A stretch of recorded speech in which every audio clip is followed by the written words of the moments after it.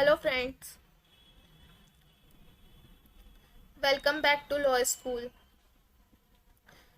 आज से हम न्यू सब्जेक्ट स्टार्ट करेंगे। इंडियन पैनल कोड के बारे में पढ़ेंगे।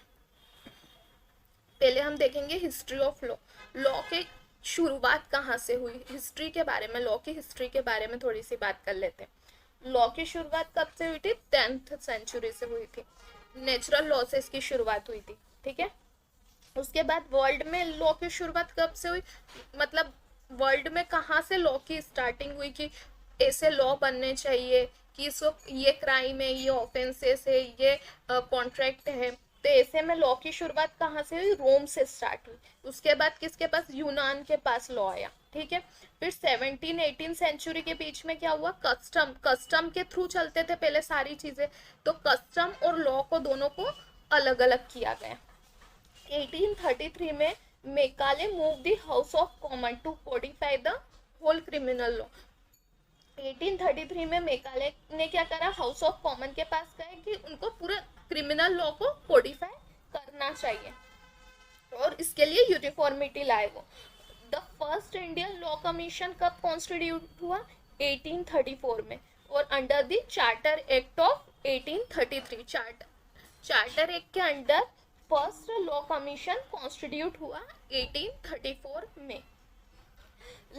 Lord Macaulay was the first chairman और president of law commission. First president या चेयरपर्सन कौन बने लॉ कमीशन के? Lord Macaulay. और उनके जो कमिश्नर्स थे वो कौन थे? Macleod, Anderson and Millett. ये तीनों कौन थे? कमिश्नर्स थे। और फर्स्ट चेयरपर्सन या प्रेसिडेंट कौन थे लॉ कमीशन के? Lord Macaulay, mister Lord Macaulay.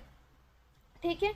और तीन उनके कमिश्नर्स थे, मतलब उनके सहयोगी थे लॉ को यूनिफॉर्मिटी, लॉ को कोडिफाई करने में। मैकलॉड, एंडरसन एंड मिलेट, ये तीनों। यहाँ से लॉ की शुरुआत हुई कि लॉ को कोडिफाइड किया जाना चाहिए, कि एक यूनिफॉर्मिटी लानी चाहिए कि पहले तो कस्टम के थ्रू सारी चीजें चलती थी कि नहीं, यहाँ पर हमारे कस्टम में ऐसा है, हम ऐसा कर सकते हैं, हम ये कर सकते हैं, वो कर सकते हैं, नहीं। पर क्या हुआ? धीरे धीरे लॉ और कस्टम दोनों को अलग अलग किया गया।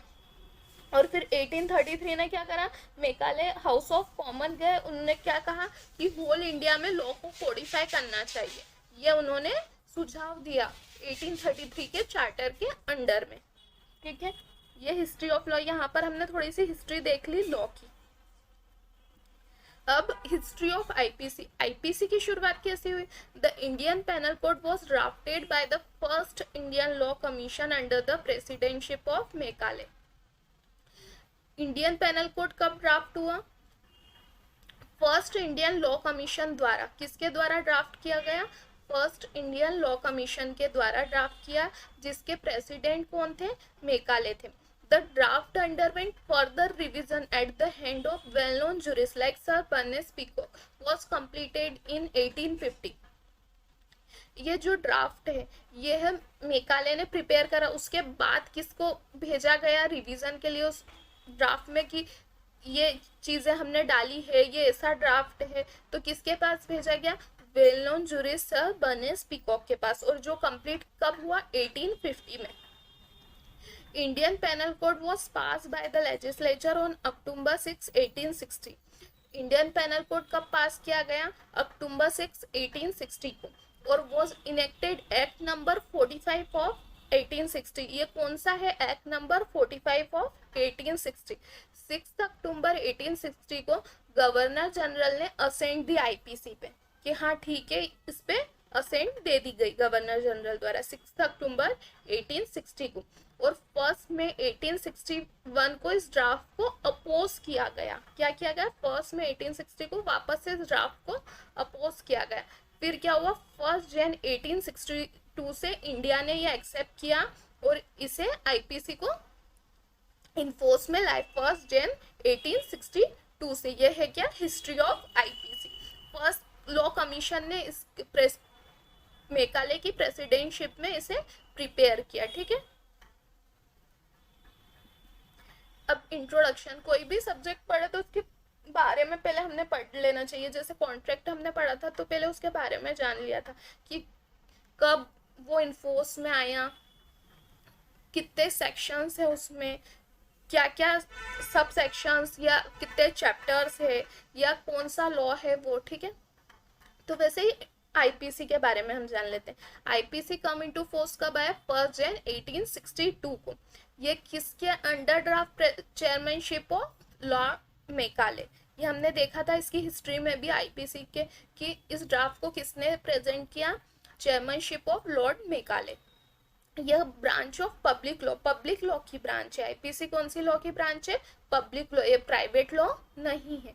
IPC is a right in rem. Right in rem means, right in rem मतलब कि पब्लिकली इन्फोर्स होगा, ऐसा नहीं कि सिर्फ पर्टिकुलरली एक ही पर्सन पे।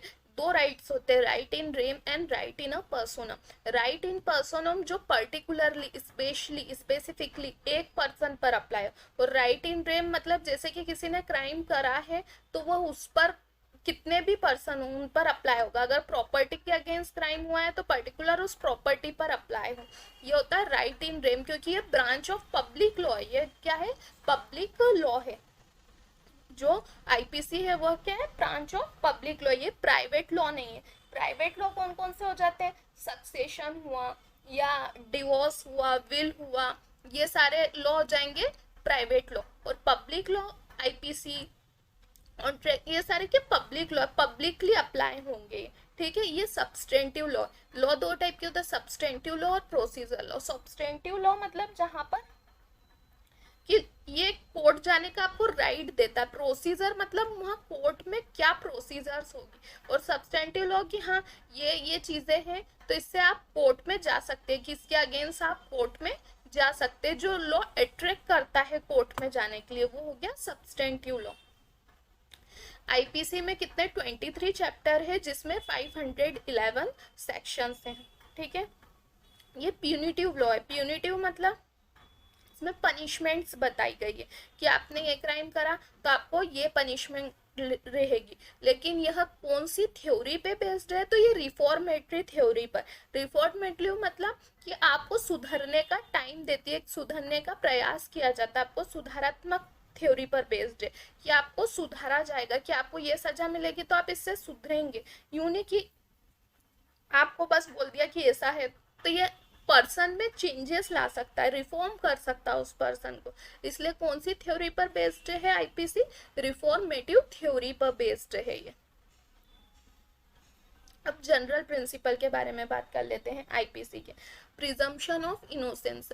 इसमें आईपीसी में कहा गया कि प्रिजम्पशन ऑफ इनोसेंस, जब तक पर्सन का ऑफेंस प्रूफ नहीं हो जाए, जब तक ये नहीं प्रूफ हो जाए कि उस पर्सन ने ऑफेंस किया है, तब तक उस व्यक्ति को इनोसेंट ही माना जाएगा। Every person is innocent until the offence is not proof. जब तक उसका ऑफेंस प्रूफ नहीं होगा तब तक उसे इनोसेंस माना जाएगा, इसलिए इसे प्रिजम्पशन ऑफ इनोसेंस कहते हैं।